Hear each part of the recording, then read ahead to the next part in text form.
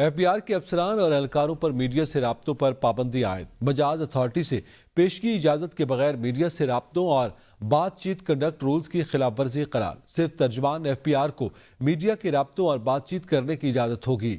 عام خبر ہے، پیشگی اجازت کے بغیر میڈیا رابطوں اور بات چیت کنڈکٹ رولز کی خلاف ورزی ہوگا۔ افسران اور اہلکاروں کے سوشل میڈیا کے استعمال پر بھی پابندی عائد کر دی گئی ہے۔ اس حوالے سے مزید جانیں گے شاہد اجمل سے۔ جی شاہد، نئے ایس او پیز جاری کر دیے گئے؟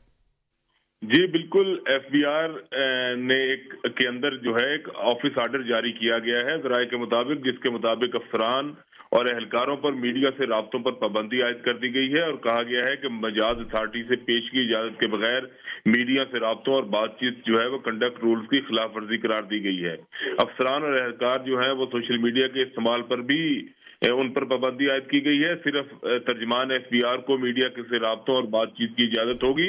افسروں اور اہلکاروں پر میڈیا کے ساتھ مجاز اتھارٹی کے بغیر رابطوں اور بات چیت پر پابندی کے لیے ایک آفس آرڈر جاری کر دیا گیا ہے۔ جی اچھا، اس کے ساتھ ساتھ یہ بھی بتائیے گا کہ اقتصادی کمیٹی کا جو ہے وہ اجلاس ہوا ہے اور اسے خفیہ اس کی کارروائی اقتصادی رابطہ کمیٹی کی کارروائی کو خفیہ رکھا گیا ہے۔ اس کے حوالے سے کیا کچھ سامنے آ پایا؟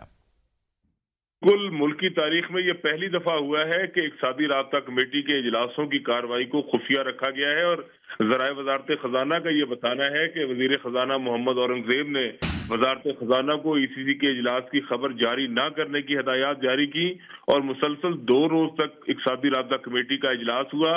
وزیر خزانہ کی طرف سے خلاف معمول اس سے متعلق کوئی پریس ریلیز یا اعلامیہ جاری کرنے نہیں دیا گیا، اور 2 دن کے اجلاسوں میں اہم نوعیت کے فیصلے کیے گئے، اور اجلاسوں کے اہم فیصلوں سے میڈیا کو باضابطہ طور پر آگاہ نہیں کیا گیا۔ جی بہت شکریہ شاہد اجمل، ہمیں تفصیلات سے آگاہ کر رہے ہیں۔